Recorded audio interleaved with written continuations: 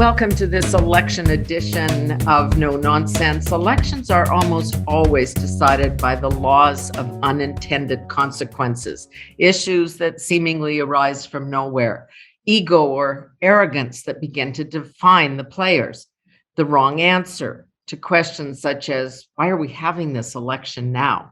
Everything is on the table, hidden agendas, pandering to regions, what we did and did not do in Afghanistan, an issue close to my heart. We're going to talk about all of this today with Darrell Bricker, the CEO of Ipsos Public Affairs, of course, conducting public opinion research all of the time, but also in the course of elections for Global. He's also the author of 5 national best-selling books. So he thinks about this 24/7. Welcome, Darrell. Good to see you. Thanks for having me on, Senator. It's great. You are talking when you crunch your numbers every day, and everybody's in the horse race numbers game.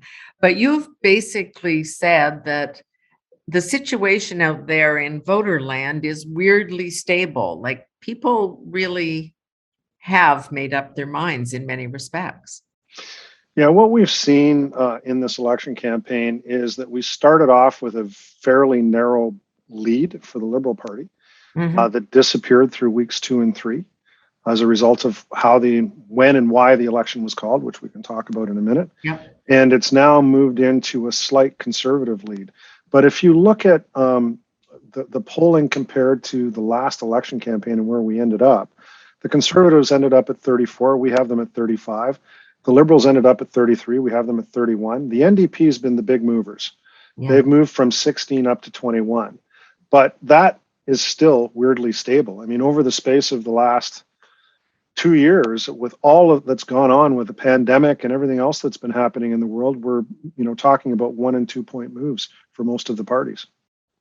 When you talk about those numbers, and I don't want to dwell on numbers because I know, but Liberals win at 33 and Tories lose at 34.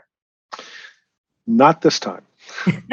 Really? Okay. Explain. And there's a major difference this time. Last time in Ontario, the Conservatives lost by 10 points.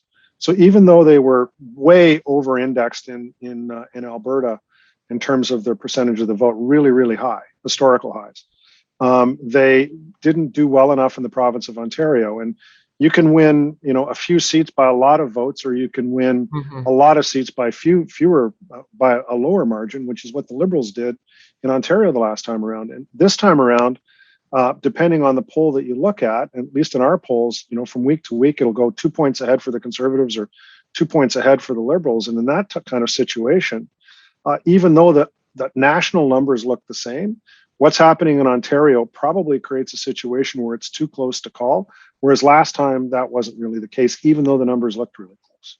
And then you've got the issue in Quebec always, where what voters decide to do about the bloc, about the nationalist vote. They either kind of go all in or decide they're going to go with the winner close to voting day. What's your assessment of where people are? Well, that certainly happened for Justin Trudeau in 2015, and the cascade towards his majority started in the province of Quebec. This time around, we don't see anything like that or any sign of that in the polling at the moment. But we've got 10 days to go, or whatever the number of days is to go, where something like that could happen, where a public consensus can form and people start moving in a particular direction. But there's very little time for that to start happening, and the debates might have some influence on that, but that's rarely the case. You talked about, and this was a few days back, about the character issue emerging for the prime minister as kind of a defining issue. How did that emerge, and what form does it take?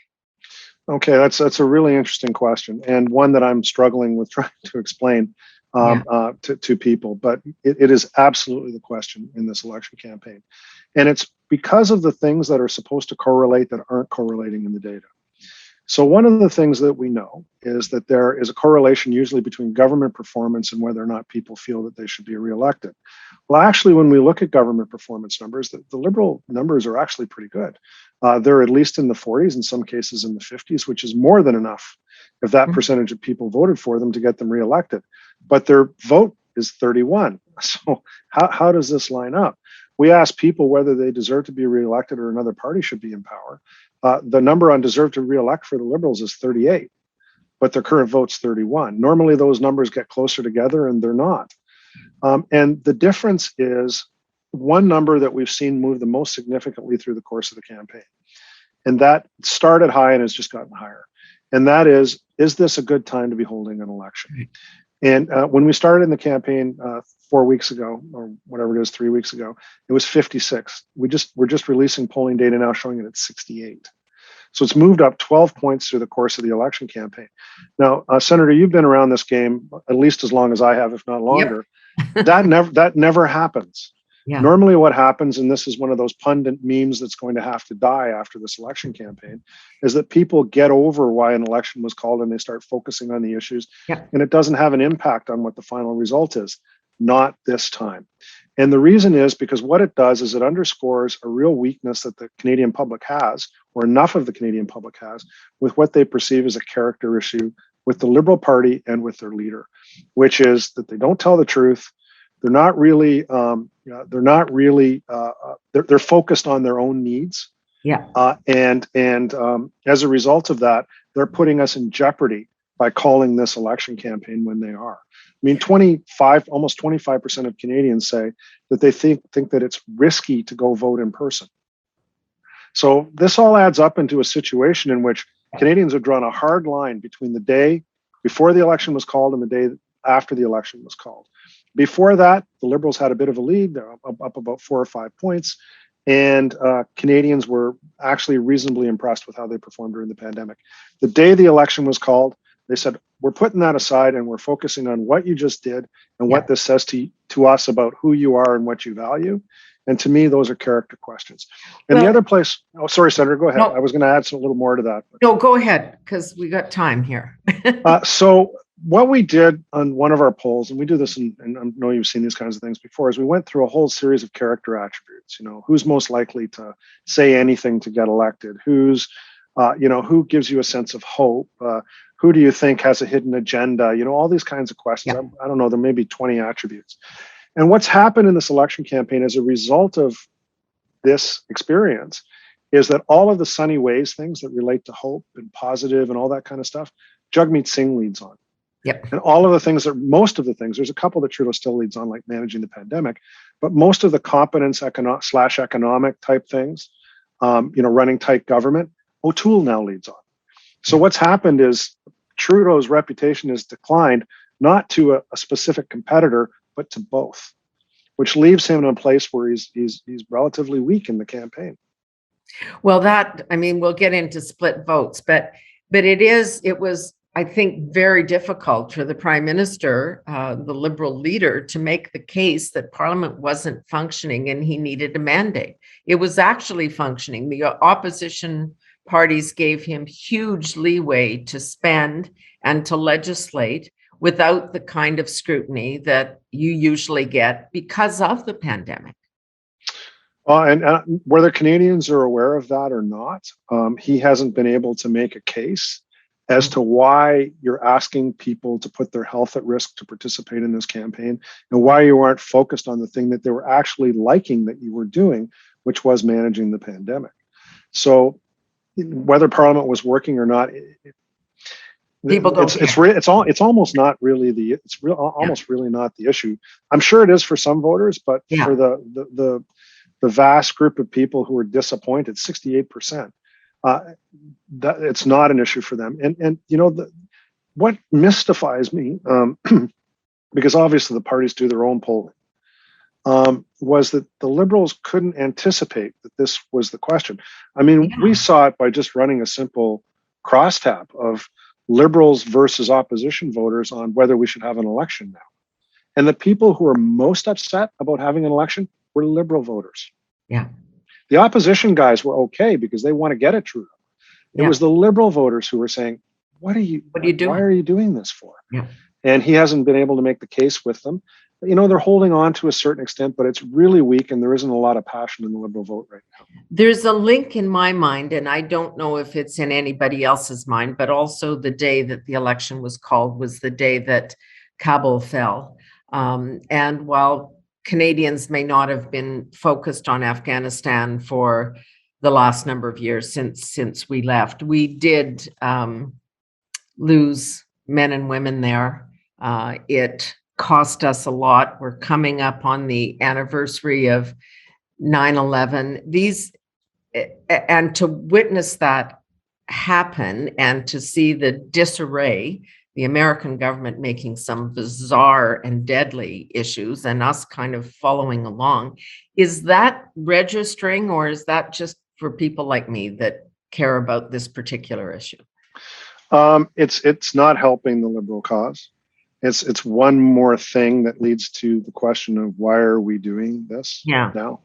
And I think for people who are more plugged into foreign policy and or care about these kinds of things or have experience, probably been over to Afghanistan. A lot of Canadians have or are associated with the military or whatever. It may be a higher level issue for them, but for most Canadians, it's just like one more thing that it's like, why are we doing this? And then the second thing is that in the daily TikTok of the campaign, it really dominated the first week of the campaign, which meant that whatever message the Liberals wanted to get out about defining why we were having the election wasn't able to break through. And we don't have to have an opinion about this. It went from 56 to 68 in the course of 4 weeks. I mean, why else? Yeah. Whatever the reasons are, it has occurred. Let's look at some of the other issues that are there that I think in some ways are tied to the character issues. For example, you've got a Liberal MP that the Prime Minister defended, against whom there were allegations of sexual misconduct. Another candidate where he was involved in flipping houses when this is a big issue in the campaign. Like there's a bunch of little things that probably don't matter much on the national stage, but they just get picked up. And then they, as you say, they just kind of add to that character issue there, which is, are you telling the truth? Is this hypocrisy? Is that, do those things count? Well, they're reminders. So if there were other issues, anything that brings up a story where, for example, in the sexual harassment thing, where it allows you to talk about the military sexual harassment, allows you to talk about some issues that have happened with other members of parliament, including the prime minister. Ministers have had to resign. And I mean, whatever brings up that legacy of things that the Liberals thought they put behind them when they won the election in 2019, it's what they don't want to be talking about. And what it does is it clouds out or fills in the news hole that they have to fill with their positive message about what they want to do for Canada after this next election, if they are given a mandate with a majority government, which is what they want to be able to talk about. But if they're talking about these other things, they can't talk about that. And it also feeds in, as you've correctly identified, to questions of character, not just the prime minister, but the character of his government. Mm-hmm. Mr. O'Toole came in with a lot of disadvantages. Nobody really knew who he was. Throughout the pandemic, the opposition leaders did not get a stage, which the House of Commons and Parliament is, and question periods. So he had to define himself. Was that a lucky break or not? Well, I think that Aaron O'Toole did get a lucky break in everything that I just talked about. That all of a sudden, when Canadians weren't really thinking about changing the government, the way that this election was triggered made them think, okay, we've got serious questions about continuing with the incumbent. And that opened up the possibility for them to consider someone else. And what Aaron O'Toole did that was smart, he's done a number of things that were smart, was the first thing is that he took the opportunity that he had very seriously. So whereas other political leaders may have said, not this time, but maybe if we can hold them to a minority, we can, maybe get them the next time. He was all in right from day one, and so is his campaign. So when you see a platform, I don't know how many pages it was, like 160 in mice type, basically, with all of these. I mean, obviously he knew what he had to deal with was the question of a hidden agenda. And the best way to deal with that was the way that Jean Chrétien dealt with it back in 1993 with his Red Book, and other political leaders. Stephen Harper did it with his 5 Promises, but we've seen other leaders, Mike Harris with his Common Sense Revolution. There's probably other examples that people can point to. He filled that in. So what he was able to do was, the minute that anybody said anything about climate change, for example, he could say, well, you may have heard from my party and that was a problem, but here's what I'm committed to and I'm the leader. You may have something on, name whatever issue that you want to, but we've got a promise on it, and here it is. You can look it up. And that's given him, some space to be able to introduce himself in a positive way to Canadians. But the truth is, he's got a pretty easy ride to this point, and he's about to get the attacks turned up to 11, hitting him now. So the question will, can he look prime ministerial under that? And is he able to withstand it? How is he able to deal with it through the course of this? And the attacks are really going to be coming from the Liberal Party, because and it's not to get Conservative voters to vote Liberal. Basically what it is to scare NDP voters enough about what Aaron O'Toole might represent that they will vote Liberal, not NDP. They'll come back to the Liberals. And you know what? I keep telling people that, I haven't decided yet, but this is either 2004 or 2006. And the demonize the Conservatives to marginalize the NDP worked in 2004 and blew up badly on the Liberal Party in 2006. We'll see. We'll see how that. All right. Some of the risky moves or other problems for O'Toole, the carbon tax and embracing that, albeit in a different form, but in the part of the world that I live in, it's, this is not a good thing to say out loud, and I think has contributed to the support for Maxime Bernier and the PPC, because people are saying kind of a pox on all their houses. We'll just go over here. Okay, so let's talk about the PPC. They got 1% in the last election. So I know that there's a lot of robocall polls being done in this campaign. There's a lot of other polls in which people are actually naming the PPC as a party. I went through this with the Green Party back in the 1990s. When we started actually naming them as a choice, what ended up happening is the numbers went way up in the polling. What they actually did at election time was about half of that. So, and continually through the entire period that we've had the Green Party on the stage, they tend to do twice as well in polls as they do in election campaigns. So what I don't know with the PPC, in spite of the videos that we're seeing and, at protests, and you don't need a lot of people at a protest, you're a former journalist, to make it look like a lot is going on. Like there's a crowd. Right. So what I don't know at this stage of the game, because we don't name the PPC in our polls, what we do is we have them as other, and then when somebody says other, okay, which party? And we're getting the PPC at 2. So as you know, there are polls that are saying 10 or 11. Well, they may be right and we may be wrong. We're going to see on election day. I have a feeling it'll be closer to 2 than it will to 10. And the reason that those other polls are getting the PPC as high as they are is it's a none of the above. Similar to what the Green Party was. You could put the Rhinoceros Party in and get a certain number of people saying that they were going to vote for them. In fact, they used to. You were a journalist and there actually was an active Rhinoceros Party. So the actual way to test that is to put in a party that doesn't actually exist and see how many people bite on that one.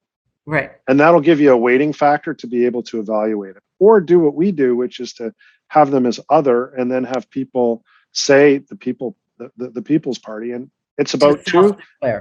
They've got 1 in the last election campaign. Doubling your vote is great from 1 to 2. But is it 10? I think we're going to have a conversation about that after election day about how. Well, and the thing in the Western ridings in the prairies, for example, is, the Tories, the Conservatives, I shouldn't call them Tories, the Conservatives win by such margins that even if you lose 10% to the PPC or whatever it may be, it doesn't impact the outcome. Yeah, and they're not going to lose 10% to the PPC. Like I said, I think it's a polling artifact, and until it's proven not to be. If I'm happy to say afterwards that I was wrong. The one Um, thing I want to discuss about or have sure. your thoughts on is that you also don't want to misread who these guys are. It's easy to say, oh, they're the ones throwing gravel or whatever it may be. But they're not just all anti-vaxxers out at, some protest against the prime minister. There's a quiet, more mainstream group of people. I don't know whether you want to throw in the soccer moms or the health food proponents or what they say about the average vaccine hesitant person, the 40 something woman in Ontario who tends to vote liberal. Like there's a none of the above category, which is troubling in a country, if not impactful in an election. It can be. We've seen it certainly be trouble in other jurisdictions in Canada. What I don't know about the People's Party are they Preston Manning and the Reform Party, Mm-hmm. or are they just and by the way, just a minor party better organized? Yeah. With all of these collective interests, like the Reform Party was in the United States after Ross Perot. Mm-hmm. I don't really know. And the only way we'll know is the day after election day when we Yeah. actually see how many votes they deliver. And as I said before, I think that there is an argument to be made that they're a polling artifact. I think that Yeah. the only way to test that is to go through another election campaign to see if that's the case. But are there elements in Canadian society that one would describe as having non-mainstream public opinion that can't be defined as left or right, that are more sort of QAnon-ish and very well plugged into conspiracy theories, or even just people who are so disaffected from central government in Ottawa that they want to go in another direction and don't buy into the major national parties and have another agenda that those parties would never speak to. Yeah, there could be that. Have they coalesced around the People's Party? I'm not so sure. I'm interested because in my own world, like in the Senate, and it comes from my work as a journalist, I guess, my belief in free speech and the importance of protecting that. And when we saw things with the government trying to do things through the back door with Bill C-10, whether or not they were going to start to monitor what you do online and maybe take you offline if they don't like what they hear. Stephen Guilbeault, the minister, said as much. We're going to come and get you if you criticize the government. The response to those issues, because Canadians don't run around thumping their chest about their rights and the First Amendment and all those things that we hear stateside. We're quieter about that stuff. But boy, there was a big uptake in concern about the role of government in your life and how far Canadians want them to intrude on it. And I think that's part of what's in there too. Yeah, there might very well be. I mean, like I said, it's a catch basin for a whole Yeah. bunch of different things. And you actually articulated it very well at the start. I mean, they could be, anti-farming people. They could be vegans. They could be hunters. Right. They could be, whoever you want to throw in that category. And they could be finding, the People's Party could be a magnet for all of this. I don't know what their convention would be like. It's difficult to get these people to agree on anything, but it's difficult to get people in the NDP to agree on everything, or the Conservative Party to agree on everything. Yeah. What I will say in Western Canada, though, is there is such a distaste for the Liberal Party. We saw it in the last election. We're seeing it again in this election. That I think enough of those people are prepared to down tools and vote for Erin O'Toole in order to get rid of Justin Trudeau. That for that event. I don't think it represents a threat to the Conservatives. Where it really does become a problem, and not just among those groups, but from people who are so angry with the way that Ottawa is operated, is when you become Ottawa.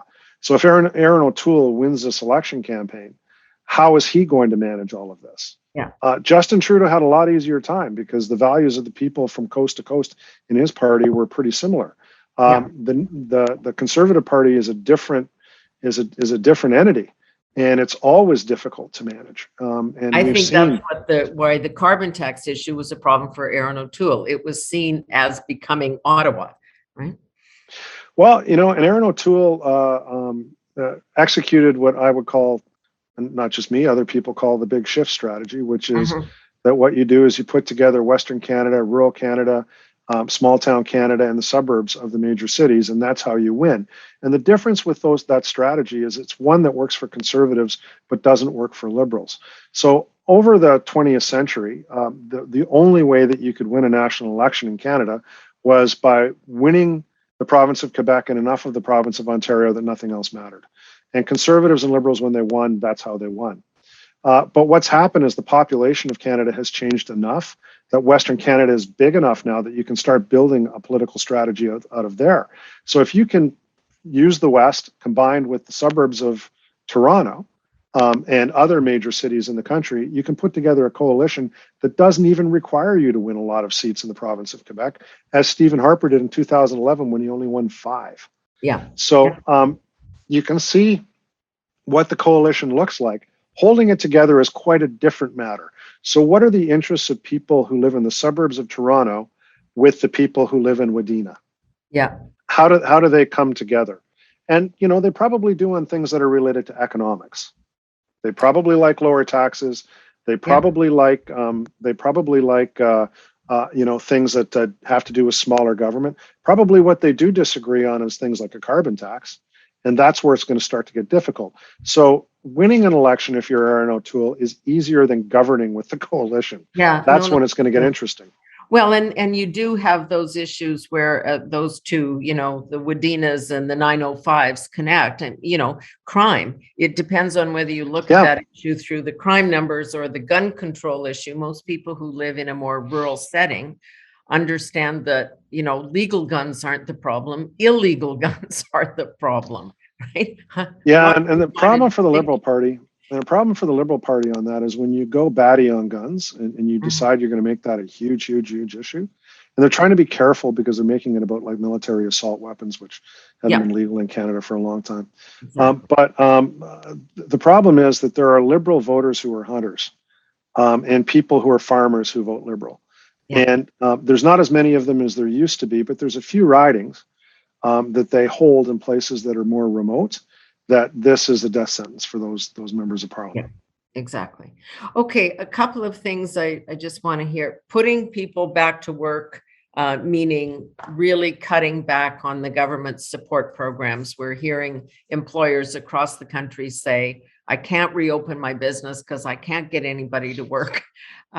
Those programs will eventually wind down, but is it smart to say, as Aaron O'Toole is doing, let's just end it. Let's get people back to work. And then how does that jive with mandatory vaccines and or passports? Okay, on getting people back to work, if you're Justin Trudeau, you wouldn't be saying that, what Aaron O'Toole said. But then again, Aaron O'Toole's voters are small business people. Correct. They're not Bay Street, they're small business people, and they're the people struggling with exactly what you're saying. And that's getting people back to work. So actually, for him, it's not a 100% Canadian issue, but for his constituents, people who are interested in voting for the Conservatives, they want to hear that somehow we're going to be finding a way to get people back to work. And remember that Conservative voters tend to be private sector workers. They tend not to be public sector workers. Right. Those folks tend to vote Liberal and they tend to vote NDP. Whereas the Tories tend to be private sector, more small business operators. This is why Justin Trudeau got into such trouble when they tried to change some of the tax laws for small business people back in between 2011 and 2000 or between 2015 and 2019, and they had such an explosion because those guys are Tories, and they're well organized. So that's on small business and saying that we need to get people back to work. Depending on how it's done, it could be a good thing or a bad thing for his constituents. It's something that he's going to have to manage well. But the intention is the right intention. The second thing on mandatory vaccinations, 75% of Canadians think that we should have mandatory vaccines.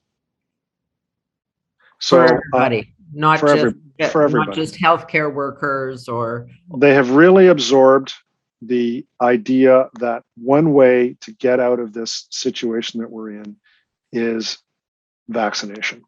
So unless you've got a really good explanation as to why you wouldn't be vaccinated, you're going to find concentric circles squeezing at your opportunities to interact with others smaller and smaller and smaller, because every government does their polling and every government knows that this is the case.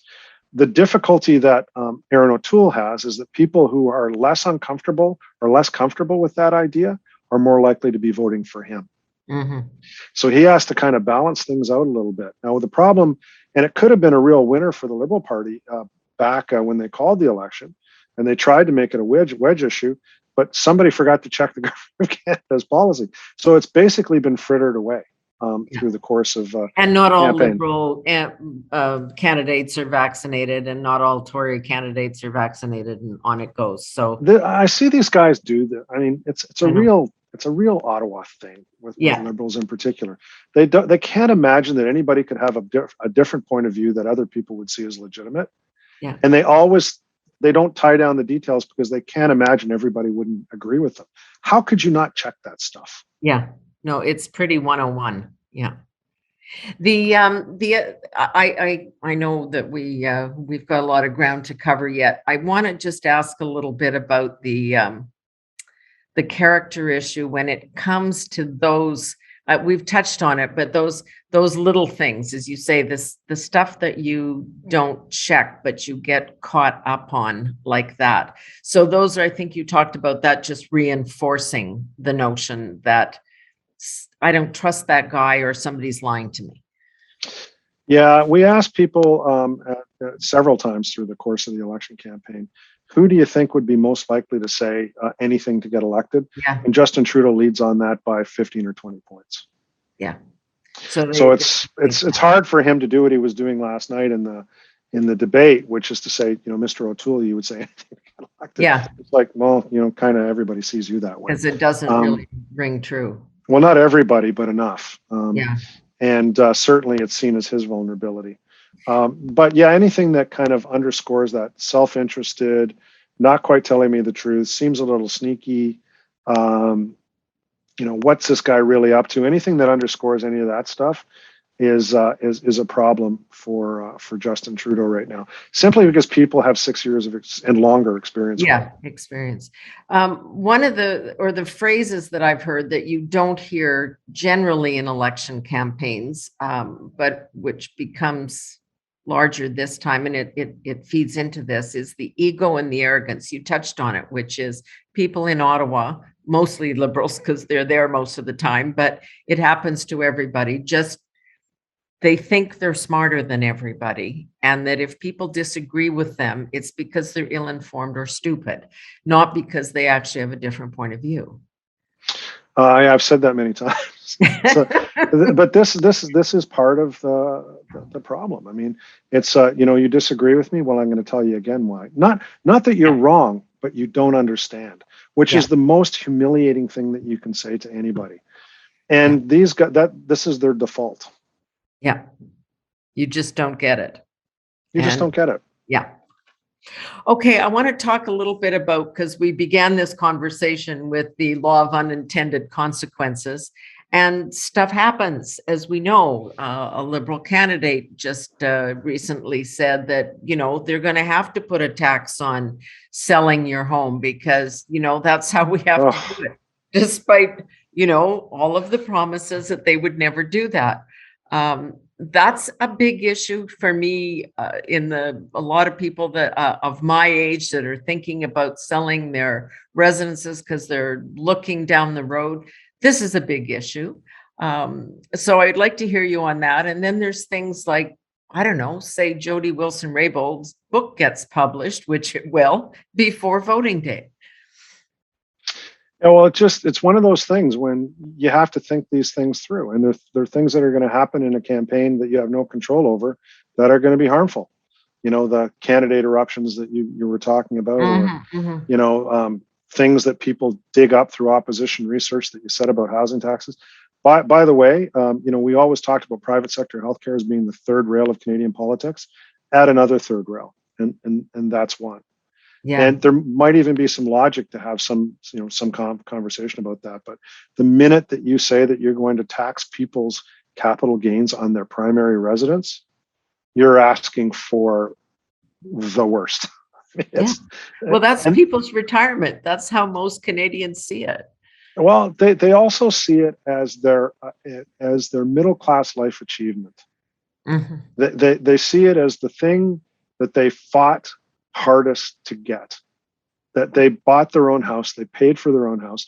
And yes, they see it as the retirement fund, but you're also saying that you're entitled as government to take some of that away Yeah. at a point in the future when people were counting on that money. And it's from a political communications perspective, probably one of the hardest issues that anybody could deal with. And as I said, as bad as private sector healthcare is, this one is right up there. And if there actually is legitimate tape where who's a candidate for the Liberal Party saying that, and the Prime Minister doesn't deny it, Yeah. Justin Trudeau doesn't deny it, then it just leaves it open for everybody running on the debate stage to just hit him with it and be apart from saying, by the way, the Prime Minister has said, and I've seen him at press conference saying, there's no way that we're going to do that. Yeah, I know. But the finance department was also studying it, and groups were being funded to look at that issue. What would happen in the next week or so that could change this game? Is there some event? Because the things we're talking about are little and not little, but they're reinforcing. You know, if Jody Wilson-Raybould says critical things about Justin Trudeau, that's not news, but it's a reminder, as you say, of those things. Is there something that could change the game? Well, as Howard McMillan said, events, dear boy, events. Yes, yes. And something like Kabul falling. I mean, Yeah. if something happens in the news that reflects badly on the government or one of the candidates that nobody was expecting, that could have a fairly big impact. But as much as I have respect for colleagues and others who show up and talk about the genius of their ads and stuff like that stuff's marginal in campaigns. So the excellence of our Get Out the Vote campaign, marginal. The things that really do move big numbers of people are these unexpected things that could come in from Mars that nobody was expecting. Pictures surfacing of Justin Trudeau in blackface. I mean, yes. Yeah. Those are the kinds of things where it's so against character or so against what people expect that all of a sudden everybody notices and you go, wow, what? Yeah. Those are the kinds of things. So unless there's something like that that's going to happen, we probably go on in the direction that we are. Or there's one other thing that I've seen in the polling that suggests that there could be something that's sitting out there. And that's people are so upset about having this election this time around that the idea that we could be into another one as a result of a minority government in a short period of time. The first time I've seen it in polling, normally we see people voting for minorities. Now I'm seeing people saying, I want a majority government. So there could be some public consensus forming around somebody having a majority as we go through the election campaign. The other parties get a bit demoralized, turnout's low, and something like that could happen. As a pollster, that's the thing that gives me nightmares. Well, the Prime Minister or the Liberal leader, I shouldn't be calling him Prime Minister because in a campaign he's not, but he's already hinted at that. I mean, he said that on the trail. If you want to be back at this in 18 months, then, don't give me my majority and we'll see you back on the trail. Like that, he is going to, I think, get some more questions on that. Yeah, I would say the only majority that's there in the cards right now, just based on the distribution of seats, is probably a conservative majority. I think that there's a Liberal minority, a conservative minority, and potentially a conservative majority way off in the distance. Yeah. Way, way, way off in the distance. And that would only be if the Liberal vote just stays home. But even though Canadians want this sort of settled, so they're not back and have some consistency through the rest of the pandemic and whatnot, we might end up with minority of government again, because I think what we're learning and seeing, and from the journalist point of view, back in the old days, we used to like it. We used to like minority government because there was a built-in check and balance. When somebody has a majority in this country, whoa, they can do what they want. So that's always a tug and pull in the mind of a Canadian. Do you want to just, have this settled and go away and shut your brain off for 4 years, or do you want somebody paying attention? Well, and it's become more the pattern as well. I mean, so 2000, Jean Chrétien won a majority. Yeah. 2004, Paul Martin won a minority. 2006, Stephen Harper won a minority. 2008, Stephen Harper won a minority. 2011, Stephen Harper won a majority. 2015, Justin Trudeau won a majority. Won a minority the last time. Yeah. Minority wins out. And the other thing that I'd like to kind of throw out there, just to remind everybody, when everybody talks about the Liberals being the natural governing party, add up what I just went through. It's pretty evenly divided. Yeah, that is really changing, I think. Yeah. Great to talk to you. Always interesting about what's going on in the collective mind here. So we'll keep reading what you're finding and what you're publishing for us in the remaining days of this. Thanks, Darrell, very much.